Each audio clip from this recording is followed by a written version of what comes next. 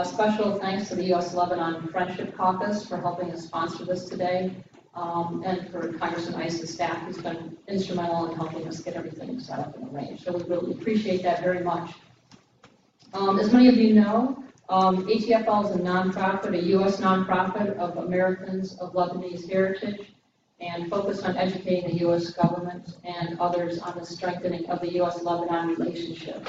And our work focuses basically in three central areas. We have three priorities: support for the Lebanese army, which is on the front line in the fight against ISIS; host country support for Lebanon, which has the largest number of per capita refugees, Syrian refugees in the world.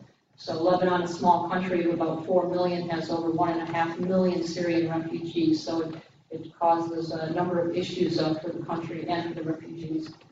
And third, religious tolerance for minority communities. Lebanon is a very unique country in that it's very rich. It has rich diversity from a religious perspective. Christian, Sunni, Shia, and other confessional communities. So it's a unique country in the Middle East that way, and it can be a beacon and an example for others. So at this point, I'd like to introduce our speakers. We're going to do a short presentation from Ambassador Gabriel and then also Aram, and then we'd like to kind of open it up for Q&A so we can have an engaging exchange with you. So Ambassador Ed Gabriel, as many of you know, is the President and CEO of ATFL, the former ambassador for the Kingdom of Morocco from 1977 to 2001, during which time a new U.S.-Morocco strategic relationship was launched with big implications for political, military, and economic relationships. He has an extensive background in international affairs, having convened a number of multilateral policy forums on national security, trade, and energy issues. He advises the U.S. government on Middle East policy, and which is very critical for us. He's currently president and CEO of the Gabriel Company, and he's a board member of Ahmed East, the Arab American National Museum, the Arab American Institute, and the Keystone Center. And for those of you who didn't pick it up, he, following our recent trip to Lebanon, he presented an op-ed piece that we have copies of you in the back, which distills some of the main takeaways from our trip. Our second speaker is Aram Nerguizian, who's a senior fellow chair of strategy of CSIS. He conducts research on strategic and military dynamics in the Middle East and North Africa. He's focused on specialized features such as Lebanon's defense and security, Hezbollah, the Lebanese armed forces, U.S. and Iranian strategic competition in the Levant, and Syrian instability and competition in the region. So all areas that are of key interest to us. He appears regularly on all the major broadcasts, CNN, BBC News, Al Jazeera, CBS, among others. He's an author of a number of books, which we have on our website, as well as, of course, we're on the CSIS website. Master's in International Affairs from George Washington University, and a BA in Political Science from Concordia University in Montreal. So with that, we will go ahead and have Ambassador Gabriel begin. Good morning, everyone. Thanks for coming out.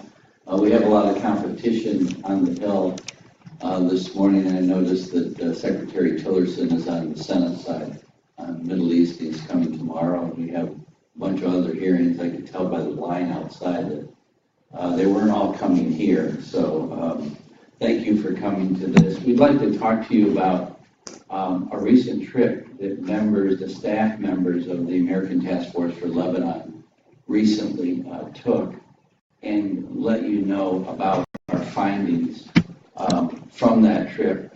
Mainly, I want to give you information as we heard it without a lot of analysis. We can get into the analysis, hopefully, during a discussion. Aram also took a trip there that was separate from ATFL. As you know, he's with CSIS and has other affiliations. Oh, you cannot hear me? Can you hear me now? Well, okay. Sorry about that. Aram has another affiliation with CSIS. We took a recent trip there. We thought it would be advantageous to us to share our thoughts on our trips to Lebanon. We welcome representatives of the Lebanese embassy are here, and congressional staff and other people. We appreciate it. I'd like to talk to you about basically 2 or 3 things that we got as message points during our trip. We met with everyone, just about everyone that is in a position of power there. The president, prime minister, speaker of the parliament, foreign minister, about 5 other ministers, head of the armed forces, the Lebanese armed forces, General Aram, other party heads, UNHCR. We met with the U.S. Embassy there, which is very capably represented by Ambassador Richard, who is, I think, one of the best ambassadors we've seen there, and our staff is very competent. And we met with religious leaders as well. I want to recognize Debbie Dingle, who just walked in. If she wants to say a few words at some point, I want to recognize her at will, if she has anything to want to offer us. Thank you for coming. Thank you for being here. Debbie, this is, or Congresswoman, this is an opportunity for us to relay some of the information we got from our trip to Lebanon. So with that, we had about 19 meetings altogether and learned a lot. There are 3 kind of emphasis I want to place. One is the 2 institutions that we see working very well is the Lebanese Armed Forces and the Central Bank of Lebanon. Those are the 2 institutions, in our opinion, from our visit there, that seems to be holding up the integrity, territorial integrity, the sovereignty, and the stability of the country. I'd also like people are kind of a third element when you look at the pressure on them by the refugee crisis that exists. I'll talk to you about that. The pressure of the Syrian refugees on the populace there is actually driving wages down. Right now, 52% of the Syrian refugees who are working are making less than $2 a day. So that's having a great impact on job creation there and the maintenance of jobs. The GDP to debt ratio is over 150%, and they're in a fairly big budget deficit situation. They're being forced, and there are a lot of reasons for this. One of them, and most importantly, is this refugee pressure. Let me talk to you a little bit about the refugee crisis. You probably know this. People here may be steeped in the information about the refugee crisis, but right now 1/3 of Lebanon is Syrian, which means if you think about it, all of Canada would be like all of Canada and half of Mexico coming to the United States in 5 years.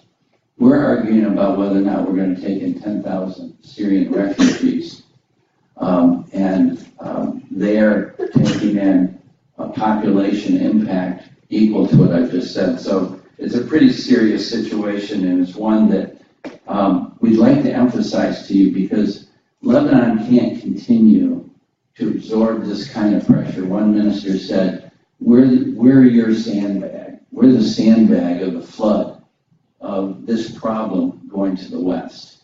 And the question becomes, when will those sandbags give up? There's the birth rate among Syrians are somewhere between 25 to 50,000 births a year. So you can multiply that out and start to see the pressure on the country. And the question really becomes, are they there temporarily, or are we going to have a bigger problem in the years ahead with it multiplying? Remember, there's a very delicate balance also in Lebanon among Christians and Muslims, Muslims who are Shia and Muslims who are Sunni. So with all the influx of the refugees coming in, which is 90%, I'm guessing, and 90% or more Sunnis, this has an equally impactful impact the situation even further. So long term, this could be a devastating proposition for the country. We visited towns in which we saw the impact of the refugee crisis on the host communities, the environmental damage, the trash damage, the sewage problems. They are faced with 10 hours of electricity per day right now in Lebanon, 10 hours per day. 1/3 of the people of Lebanon, according to a minister, 1/3 of the people of Lebanon don't have access to clean water. The situation is getting fairly dire. We've got to do something about it. One of the proposals we heard about for the refugee crisis was from a number of ministers, spearheaded by the Prime Minister, Saad Hariri, who is proposing that there be a massive infrastructure program for the country of Lebanon that would put Syrians to work in construction jobs, Lebanese to work also as part of the mix in maybe the more value-added jobs, and rebuild the host communities while we're at it. So the water, sewage, electricity, environmental issues, etc. These are things that, unless you're there, I don't think you can feel the impact of what's going on. We went to one site with UNHCR, and we saw that the community somehow is dealing with this, but not for long, and the people are getting tired of it. They're hoping that people will go back home at some point and the war will stop. We know that that is probably a long shot at this point. So the question is Lebanon important enough to us, or do we not care about it? And we have, Aram and others are going to speak to the issue of why Lebanon is important to us. The LAF is one of the institutions we talked about, and its importance. The LAF has pretty much an America-focused Lebanese armed forces. They get their equipment from America. They're dependent 90% of their budget for equipment on America. It's a good win-win situation for the country. And we've had a very good working relationship with the Army. Aram will get into more detail on that. But they are single-handedly holding up the territorial integrity and the sovereignty of that country, in our opinion. And they're fighting ISIS, they're fighting Al-Qaeda, they're fighting internal battles, terrorism issues internally to the country, as well as on the border. So they're, as Aram likes to say, they're a net exporter of intelligence. They've been very cooperative with the United States. So the LAF is one focus that we'd like to talk to you about, and the importance of that, and why helping the LAF is so important. Right now, their budget is, for all intents and purposes, been zeroed out by the administration. Now, we know that that budget is not final, but that's a drastic impact upon an organization that we work so closely with and we care so much about, and is holding up the country. So we've got to really be careful about understanding the impact of this budget and its impact on the Lebanese Armed Forces. Central bank is the other area I brought up. Lebanon lives on transfers from the banking sector. It represents 12 to 15% of the GDP of the country.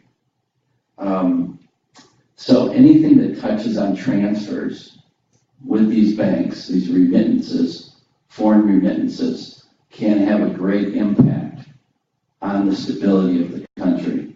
One minister said, you can take our watch, please take our watch, but don't take our arm. And what they were referring to is you need to go after terrorists.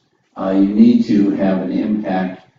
We need to work closely with you, the central bank is saying, with the Treasury Department, to go after these kinds of terrorism problems. But it should be individually focused, not in a general way, not in a way that says, if you're Shia or you're part of a Amal movement, which is a political party there, you may be suspect. There have been movements in Congress where some things have been drafted that seem to point to isolating a third of the population of Lebanon, the Shia population, and saying you're all suspect because of the language that is sometimes used in draft legislation. I don't think that's the intent of Congress, but I think in drafting this, any new legislation that goes after Hezbollah has to be careful not to throw the baby out with the bathwater. So if you're going after a terrorism issue, the question will be, can you make these individually focused? Go after individuals and not go after a whole group of people. There was a lot of concern expressed to us during our visit by Speaker of the Parliament, Barry, who happens to be the head of the Amal movement, and questioning whether or not he was suspect. He's a guy that's helped broker the issues between Lebanon and the Treasury Department. The Treasury Department and Lebanon have followed every circular together that has been issued to them in terms of following Treasury rules and laws. Lebanese have told us they don't want to break rules, they don't want to break the law, but they can't break the country in the process. So the question is, how do you draft something that provides sanctions against individual terrorists without ruining the individual country? We can talk more about that as well. The last thing I would say is the question on Christians. When they asked how to protect Christians, the patriarch of the Maronite Church said it was the wrong question. He said the Christians are one and the same in Lebanon with any other religion. He said if you want to save the Christians, stop the war. And with that, I must say we heard more and more from ministers about basically saying it's America's issue to deal regionally with this war. We're not big enough, they're saying, to deal with the war. It's up to America to begin to show leadership. And I must say, in our meetings with ministers and others, I did not see a great love for the current regime in Syria, which I think has changed over time. In the past, you could go to Lebanon and hear both sides of the story about how they felt about the Assad regime. Now they're basically, what I'm hearing is they're basically saying, we just want that war stopped. And the patriarch even said, and another minister said, most of the Christians have left Syria. So when you say he's protecting the Christians, you got to ask yourself a hard question.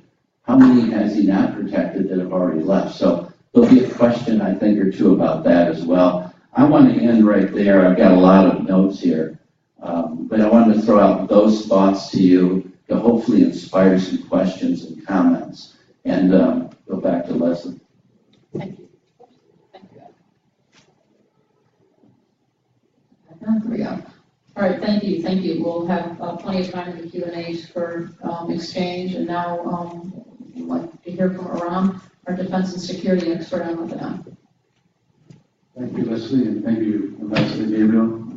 Those of you who have seen me talk about the LF before know that it can be the equivalent of trying to squeeze 160 slides into 15 minutes. So for a change, I'm going to use written remarks. I'd like to thank the ATFL, first of all, for inviting me to appear before you to discuss Lebanon's security environment and the pressures that the Lebanese armed forces face in the wake of the Syria crisis and the broader pattern of instability in Lebanon. And I also fully understand how busy members and their staff are. And some of you may have specific questions about Lebanon's security environment, the trajectory of the LAF, and the future of U.S. security assistance and cooperation programming. Allow me to summarize my key points before we take questions.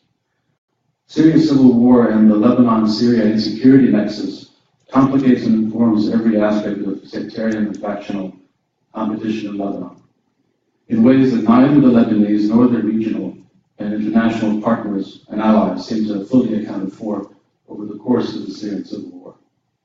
The conflict also defines how both the United States and Iran deal with their respective set of interests, partners and allies, in Lebanon and the broader region.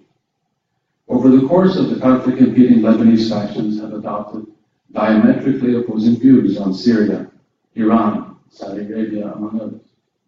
Anecdotal data from polling and fieldwork that I've conducted over the years shows the continued prevalence of deep divisions along Sunni-Shia lines, as the ambassador touched on. The majority of Lebanon's Shia community continues to view the Assad regime in Iran favorably. And meanwhile, the country's Sunni community continues to maintain support for an opposite view relative to the country's Shia community. Sustained local and regional Sunni-Shia tensions tied to Syria's civil war have led to persistent pressures on Lebanon's Christian communities. Whether it's on Assad, Iran, Hezbollah, or Saudi Arabia, a significant portion of Christians in the country remain divided about whether any of these regional and local actors can be viewed favorably, or whether they could be trusted to make positive and stabilizing use of their influence in the country. Hezbollah's decision to commit to offensive military operations inside Syria in concert with Assad's forces in a preemptive war of choice in Syria reflects its own narrow set of overlapping regional and domestic imperatives, preserving the resistance axis with Iran and Assad Syria, Hezbollah's perceived need to contain militant Lebanese Sunni forces, the need to mitigate deepening regional sectarian tension, and dealing with the communal fears of Lebanon's Shia community as a regional minority group, all serve as continued justification for Hezbollah to maintain strategic depth in Syria. In 2017, the militant group's role prioritizes, and the priorities in Syria have shifted from an active combat role in and around Zabadani and the Al-Halamur mountain range to supporting a far more ambitious and expeditionary posture. Over the 2014 to 2017 period, Hezbollah has shifted its attention from securing critical supply lines to assisting regime forces and other regional partners in rolling back ISIL, the Nusra Front, and the broader array of militant groups in Idlib and Aram. A mix of Lebanese political leaders, including the country's mainstream Sunni political forces, opposed the Assad regime's crackdown on dissent and Hezbollah's decision to enter the Syrian civil war. However, the militant group calculated that moderate and urban Sunni factions in Lebanon would not or could not escalate in Syria or resort to attacks against the militant group or the Shia community. This has not prevented ISIL, the Nusra Front, or other militant groups from seeking new recruits in Lebanon's poor and predominantly Sunni north and in the Bekaa Valley. Neither the Shia nor the Sunni communities, nor Lebanon as a whole, were spared from violence and fifth-column terror threats over the length of the Syria crisis. Meanwhile, all of these threats and challenges are complicated by acute demographic, socioeconomic, and security pressures from the influx of mainly Sunni displaced Syrians, which are estimated to number more than 1 million in Lebanon by the UNHCR, as the ambassador noted. Over time, even host communities sympathetic to the array of factions battling Assad's forces have buckled under wage pressures as they compete with cheaper Syrian labor and the disruption of traditional overland trade routes. While the scale of pressures on Lebanon and its people continues to grow, there are still a broad range of actors and institutions that seek to play a stabilizing role, and in my mind, no national institution has contributed more to relative stability than the Lebanese armed forces. Over the 2005 to 2011 period, the LAF was on a gradual and deliberate path to rehabilitating its national security role after a 15-year Syrian monopoly on Lebanese foreign policy and military decision-making. Over the last 5 years, that trajectory has accelerated dramatically as the LAF has sought to preempt some of the worst impacts of the Syria crisis and sees a unique opportunity to build itself as Lebanon's preeminent military actor. Today, the LAF stands as a stark paradox. In a country that abhors professional institutions and that is often associated with instability, divisions, and fragility, The LAF has emerged as one of the Arab-speaking Middle East's only fighting militaries, and one of the United States, and certainly the U.S. military's, most effective regional counterterrorism partners. The principal national security partner of the U.S. in Lebanon, the LAF has expanded significantly from a force of 59,000 in 2010 to some 68,000 in 2015, largely in an effort to stand up 4 land border regiments and an additional intervention regiment to deal with pressures from Syria. That means sustaining a force that deploys on average 24 to 30,000 combat personnel in the field. As a result of the conflict, the LAF maintains 3 core national security priorities. These include creating a real-world security and border regime along the Lebanese-Syrian frontier, managing the risk of on-again, off-again volatility along the UN Blue Line, separating Israel and Lebanon, and lastly, conducting what the LAF calls high-intensity internal stability operations. In many ways, the LAF's growing counterterrorism role and the central role of the LAF military intelligence and counterintelligence efforts increasingly define the U.S.-Lebanon military-to-military relationship. Over the January to March 2017 period, the LAF alone has arrested 101 militants, including so-called ISIL and Nusra emirs, planning acts of terror across the country. It has also arrested 79 for weapons smuggling and an additional 167 in a narco-trafficking effort. In 2017, supported by a robust human intelligence network, as the ambassador noted, and the integration of U.S. electronic and aerial surveillance, LAF and Lebanon's other national security institutions are net exporters of intelligence to the region and internationally. Meanwhile, supported by the United Kingdom and more recently by the United States itself, the LAF has also worked hard to rapidly bring online its border forces to manage growing instability from Syria. This has included building up fixed Sangler-style hardened observation towers equipped with day and night electro-optical surveillance suites, anti-RPG protection, and other defensive countermeasures.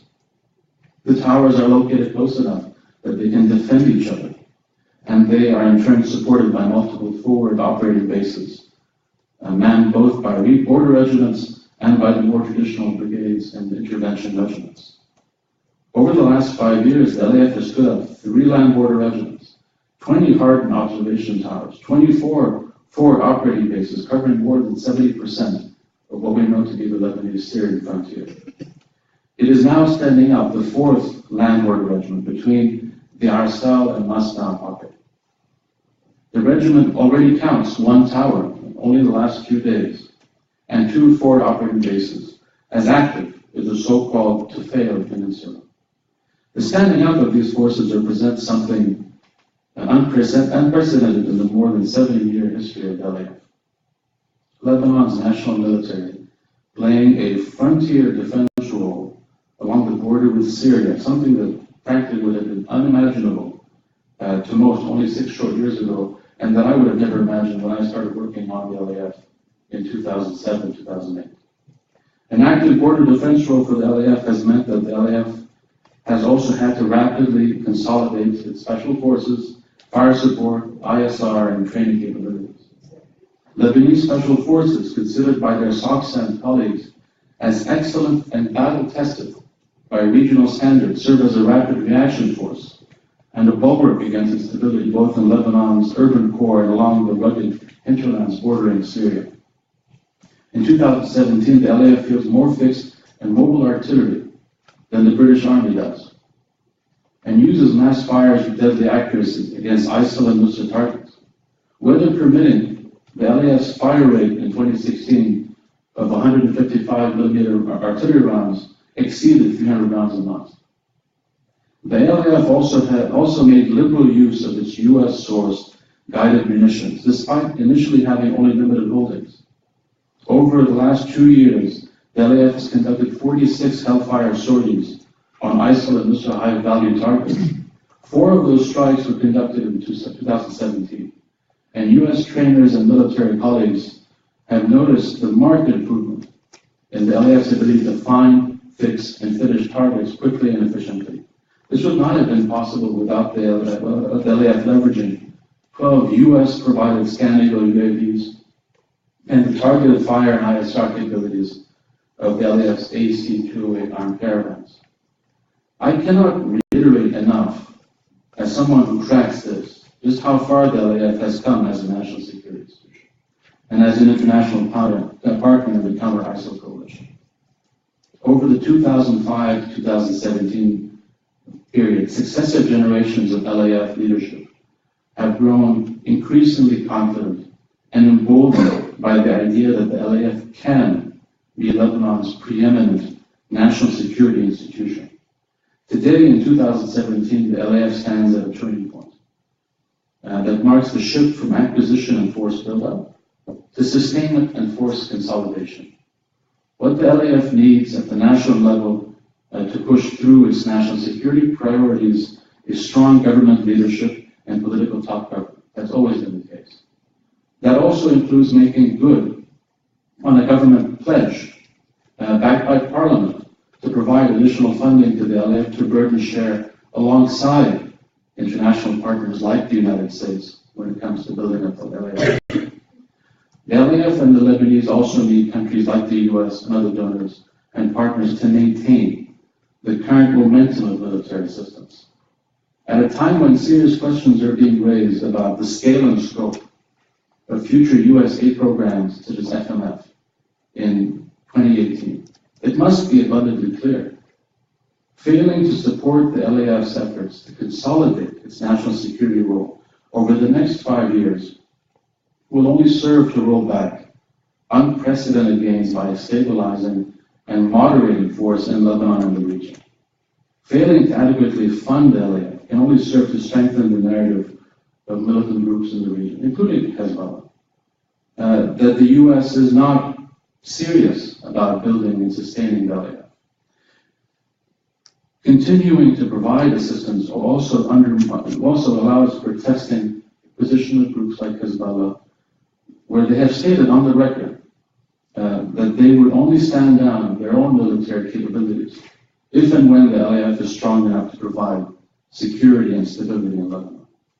As the LAF stands closer than ever to playing such a national security role, it must be given the time and the support it needs to become the military the Lebanese deserve. Thank you, and I look forward to your questions. Thank you, Aram. I'd like to also introduce two of our colleagues that went with us on this trip who are in the audience. Jay Gazelle, who's a member and volunteer for ATFL, and Jean Abinader. Would you, either of you, like to make a comment? Sure. This is unusual for these two guys.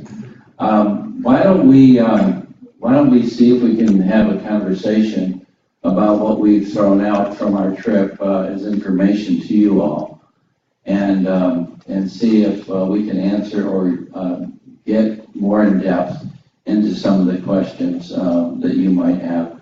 I'd ask you to think about your question being somewhat short.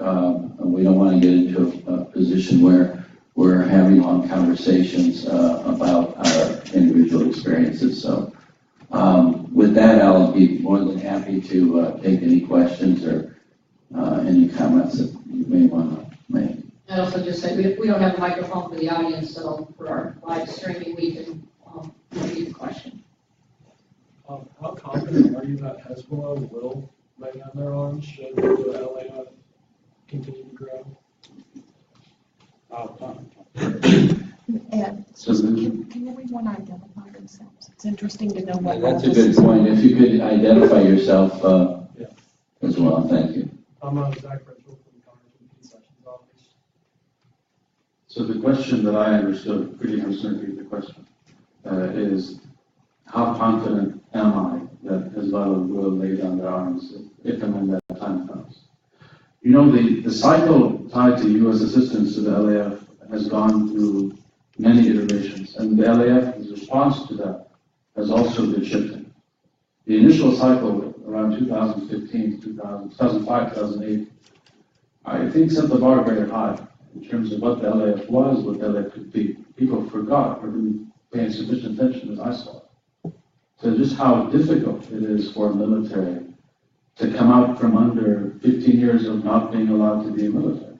It's taken until the Syrian civil war for the LAF to basically become more comfortable with what kind of military it could become.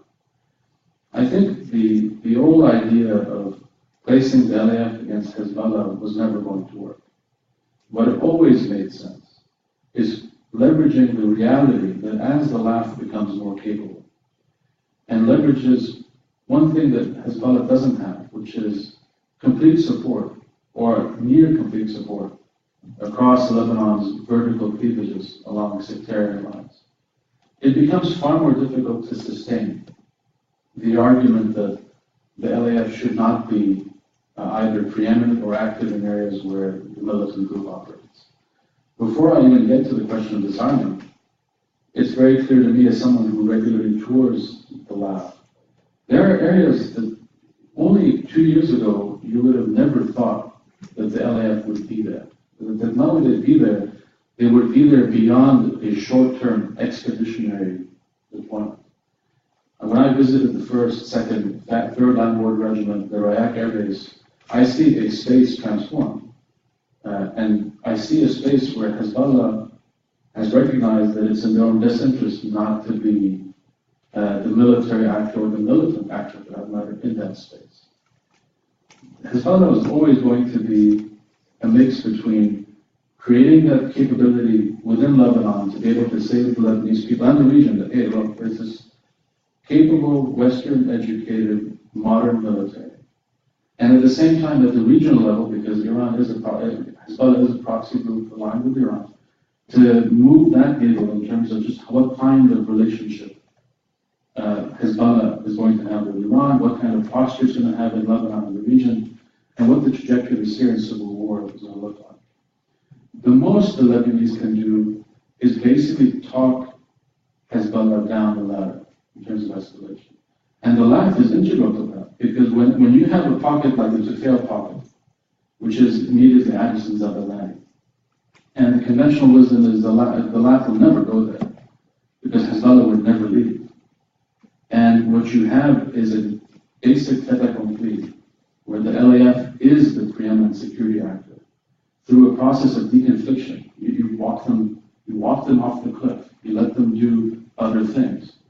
What I've seen over the course of the last 6-7 years is widening that space, creating that space. And what I see over time is an LAF that gets to the point where it just can say to every faction in Lebanon, Hezbollah being only one of them, that look, there are some very real ground rules to violence, the monopoly of violence, how warfare is and isn't waged, what stability does and doesn't look like. And as far back as 2009, when I published the initial LAF report, it was clear to me that the LAF and Hezbollah, because one is a paramilitary group and one is a national army, there's always a tension there. And that tension would be there in any country. So you need a mix of domestic variables shifting, in this case, the LAF becoming more confident, more competent, its accomplishments being more recognized, and at the same time, key partners at the regional and international level making the case that there's a new structure of stability and security in Lebanon, and we need to sustain that. I would add also that when you think about the LAF, I don't think there's ever been an example that can be shown that the LAF was controlled by or influenced by Hezbollah.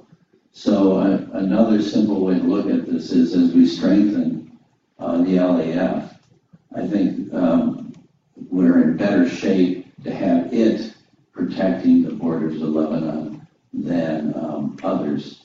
And the stronger it gets, as Aram has said, I think the more important they become. And you said walk them off a cliff. I thought that was a good way to put it. Eventually you're going to walk them off the cliff. But I don't think you're going to see anything sudden. And the real point here is how do you strengthen the LAF, which is time and time again shown that it is not influenced by Hezbollah or doing Hezbollah's work. How do you strengthen them and make sure that they are the strongest military force in Lebanon? John? Jean Nader. I think it's worth remarking on the briefing we got from General Aram and also his subsequent visit to Washington, where he addressed the issue of the northern border of Israel and the role that Lebanon, LAF has to play with UNIFIL. And in terms of walking back off the cliff, the issue of when are Hezbollah and Israel going to have their next war, and how important the presence of the LAF going into the south is helping to defuse that tension. I can't repeat the statement, but I will answer to it. The LAF has not made its intentions to deepen its commitment in the south, the Litani sector, immediately north of Israel, a secret. This is something they're aggressively looking to do. And it's something that they say time and again with their principal partners in the International Spoken for Lebanon and chief among them the United States. And this is a view that has the support of the embassy in country. And what it basically means is, right now the LAF posture in the south is one of supporting what's known as the tripartite framework, which is to say regular meetings between UNIFIL, the IDF, and the LAF. A framework that works very, very well. It's a profoundly effective institution when it works, and it works very well right now. That in itself is just one piece. The rest of the piece is not so much drawing down UNIFIL to zero or anything like that, but just making good on the commitments that successive generations of LAF leadership have said that they wanted to do, which is continue the border effort, continue being a stabilizing force in the region. And in my own trip, one of the recurring themes, whether it's with the LAF or most of my interlocutors in Lebanon, was we need everybody to understand that there's no faction or institution in Lebanon that is actively or even passively seeking a hostile confrontation with Israel or any kind of escalation along the Iran blue line. The thinking of key partners like the US and the UK is the LAF has shown themselves enormously adept at deconflicting when it comes to dealing with local host communities in areas where they might not have been before. They were never in the Arsal area. It was a bumpy road initially, but they're able to create that goodwill as a national security institution, state presence. The idea is to carry that forward when it comes to the security politics of the South. That would be a challenging endeavor, to say the least. We're talking about standing up more units, more manpower, more coordination. But I also have to state again, the level of connectivity between the U.S. military, the U.S. government, and the LAF is unprecedented when I look over the last 70 years, not only the last 4 or 5 years. And there is a genuine understanding here, certainly within the interagency, that this is a net positive, but it needs to be very carefully choreographed. Thank you.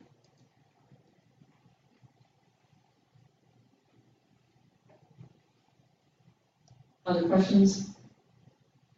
Maybe Aram, it would be interesting that in our meeting with General Aram, he did speak to the issue of terrorists infiltrating some of the refugee camps and how that's becoming a greater priority and concern for him. So I don't know if you have anything in addition to add to that.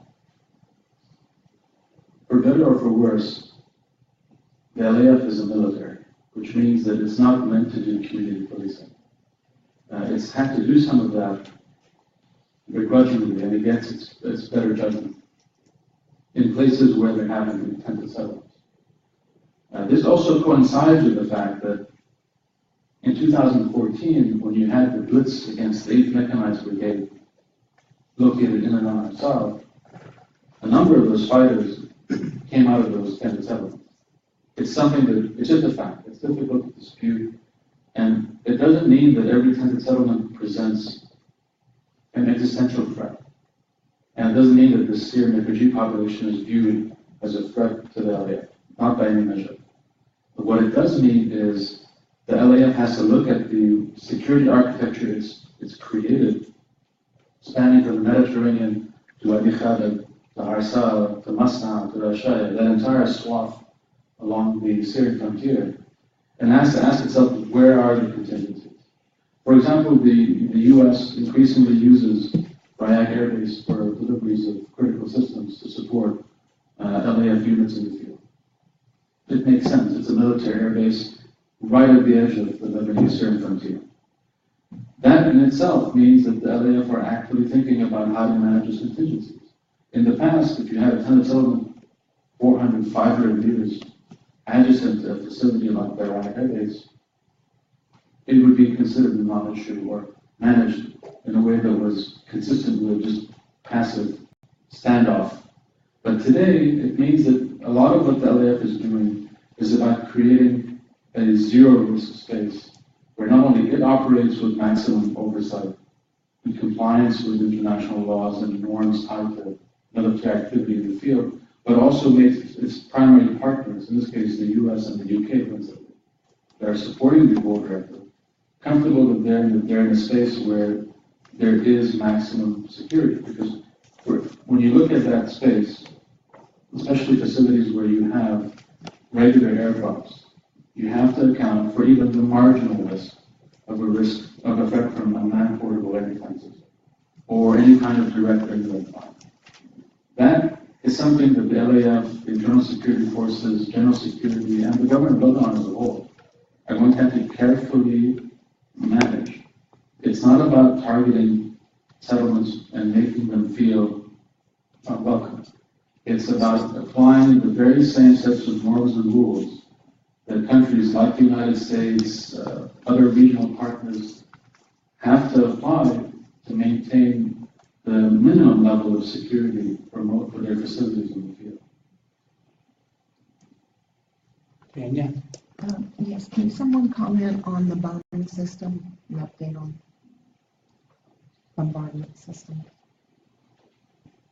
You're asking for an update on the bombardment system. By that, do you mean how the LAF does its targeting? Banking, I couldn't wait. On the bank? Oh, banking. And then I have a second question for the banking, sorry.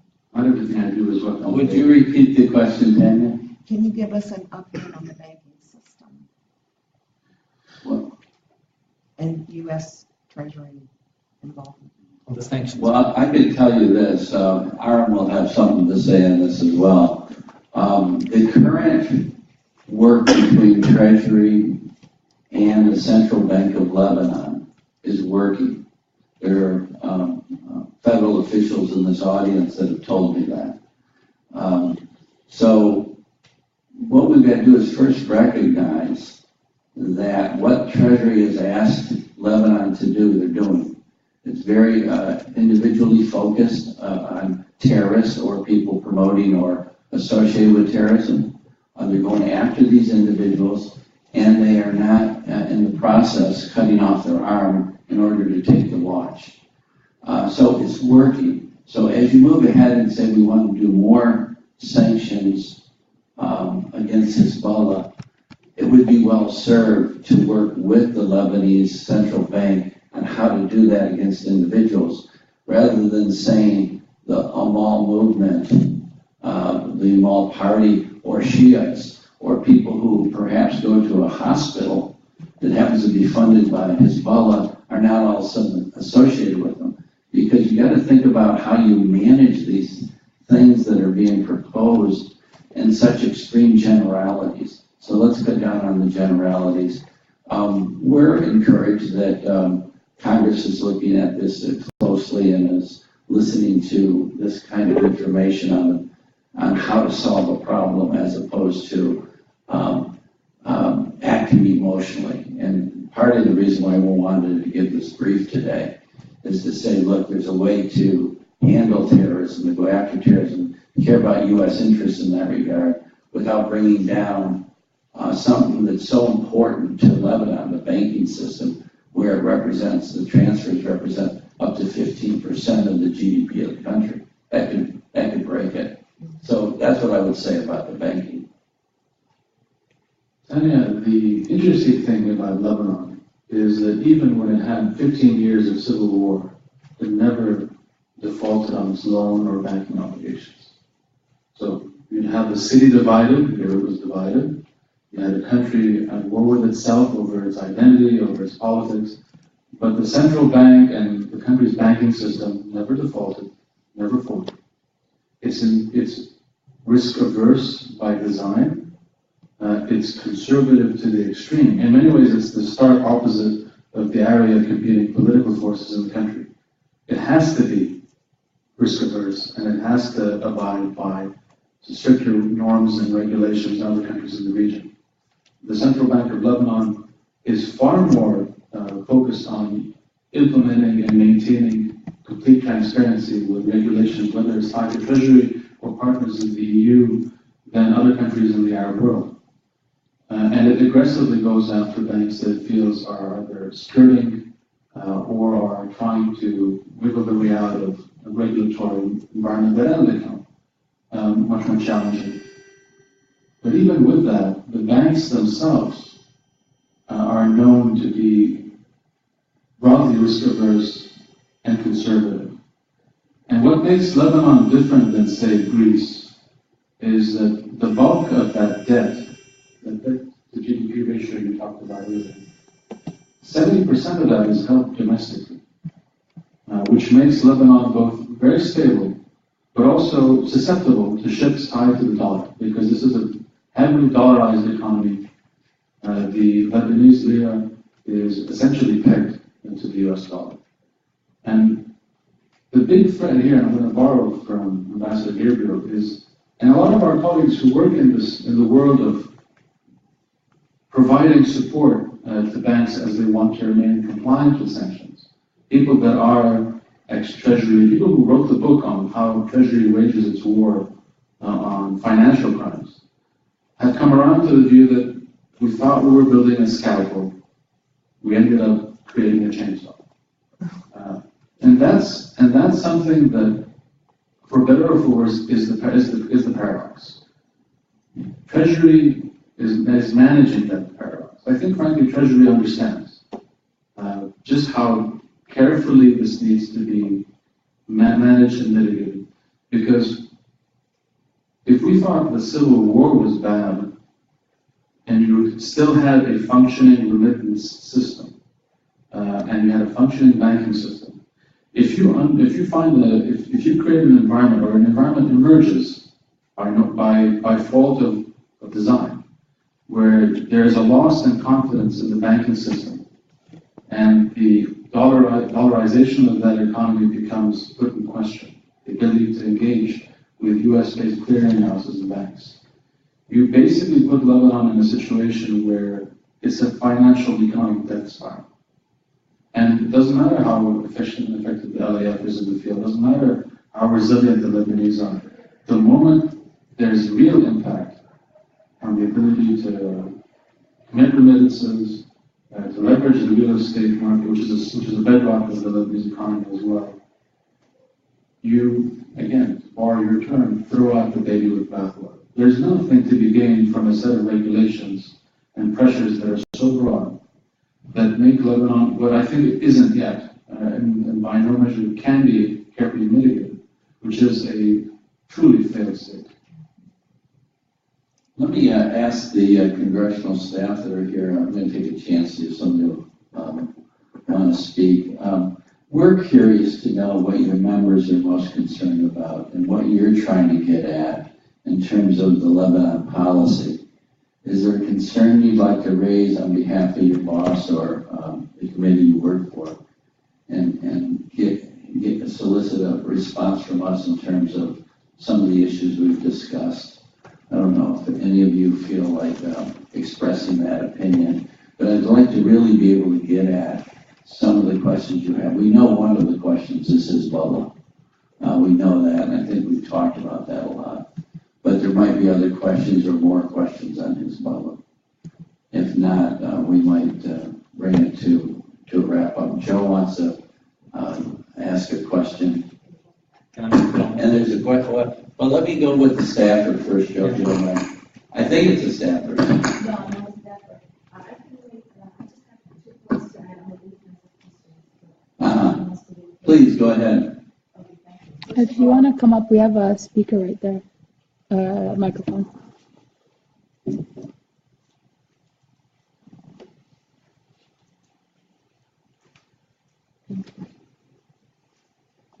Hi.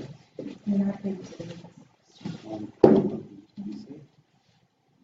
Minar Gabriel with the Press of Christians. Thank you for an excellent panel. This is really very well said, and being Lebanese myself, I've never seen anyone explain it so well. So thank you for that. I just wanted to highlight 2 points that are related and that really matter regarding the national security in the U.S. First of all is the coexistence, which you touched on, mentioning also Patriarch Rai, how he said that, protecting Christians is protecting really everyone in Lebanon. Lebanon has been the only, and should be the only role model for the U.S. for coexistence. Ever since the 1990 Civil War ended, people have had a very, fair coexistence lifestyle in Lebanon, and this should be promoted to the rest of the Middle East. And I know that this is one of the goals for the U.S. Now, strategically and geographically positioned in the Near East, this country is one of the, even as small as it is, shouldn't really fall apart again and shouldn't have another civil war because of its geographical placement there and because it's the only one of the few allies to the U.S. So that's why it's really important to maintain the coexistence. What comes threatening this coexistence and this balance that we've had at a percentage of almost 30% Christians, 30% Muslims, Sunnis, or Shia, is the Syrian refugees, because they come and sadly we have to use words that we get attacked for, as being sectarian, but these 2 million Syrian refugees are majority Sunni, and they are threatening and scaring the Lebanese from previous history experience, repeating the civil war caused and fed by the Palestinian refugees. So this coexistence in this country is really threatened by the Syrian refugees, and that is also a national security threat if Lebanon really ceases to be coexistent and another civil war may stop. And we know also how in these camps there's a lot of radicalization that's possible from our talk and our experience with them. I just wanted to highlight these 2 points to Thank you so much. I think it's so important. We did mention it earlier, that exact point. And it brings us back to one message we heard, and that is the U.S. is lacking in its leadership to stop the war. And we could talk all day long about how to do that, but I think what addresses your biggest concern is how do we stop war so that Christians don't continue to leave. Another affected minority groups that as well. Yes, because that's one of the only countries where there's no media on their leaving Lebanon, because they're not persecuted just like in Iraq, they're not being killed. But the pressure of the Syrian refugees on the infrastructure is making them leave. And I just remember one point, the media here, awareness is always taking sides against the Lebanese and showcasing them as though they are racist against the Syrians, and that's not fair. Media should be, this is what we're trying to do also with IBC, to raise awareness about real stories of what's happening really in Lebanon with the Syrian refugees. We appreciate your work. Thank you so much. Thank you. Joe, you wanted to make a comment? Regarding the last-Hezbollah interaction, that's something some of you may know I follow very closely. So in addition to what both of you said about this, I think especially for up here, Joe, just take 1 minute, and we'll wrap it up. Okay. Introduce yourself too. Joe Jubaili, Lebanese Information Center. So in addition to what was said about the left-Hezbollah interaction, I think especially for the Washington policymakers, members of Congress, etc., we have to remember that for 15 years between 1990 and 2005, during the Syrian occupation, the left was indoctrinated into being the support for Hezbollah, for the legitimate resistance. And that will take a while to be reversed. The reverse has started, but it will take a while. 2 things also, very important elements to take into consideration. One, people matter. So it's important also to look at who is the left commander, who is the director of the intelligence. So people in charge of military units, people in charge of the mukhabarat, of the other units within the left matter. So that's something to pay attention to. Secondly, also we have to remember, the left is still under civilian authority. So in my interaction with left, and I'm sure you might have heard this as well, the left commander will tell you, I still obey the civil authority. If the Lebanese government recognizes Hezbollah as a legitimate resistance, the left has to recognize that as well. So that's another effort, I guess, all of us will have to work on. The GOL, the government of Lebanon, cannot legitimize Hezbollah and then ask the left to confront it. Thank you. Thank you, Joe. I'd like Aram to respond to that, and we'll wrap it up. Thank you. I had a conversation with a member of the audience a couple of years ago, where I made the analogy of the officer corps being something like a moving glacier. All right? Like a moving glacier, parts of it eventually fall away. And LAF cohorts, graduating classes, are like that glacier. It slides along, and it tells a different part of that journey. Officers from the late 60s, 70s, 80s, eventually the cohorts from the mid-90s, they're all part of the same institution, but they tell different stories. We're at a point now when the LAF leadership is from the 85 cohort. The 85 cohort is, in my mind, a vintage cohort, and I use that in the wine term, which is to say this is a unique mix of people. They are among the very few remaining officers with actual combat experience. And in the case of the current leadership, that includes some of the nastiest periods in the late 1980s. They have fought together, they've bled together,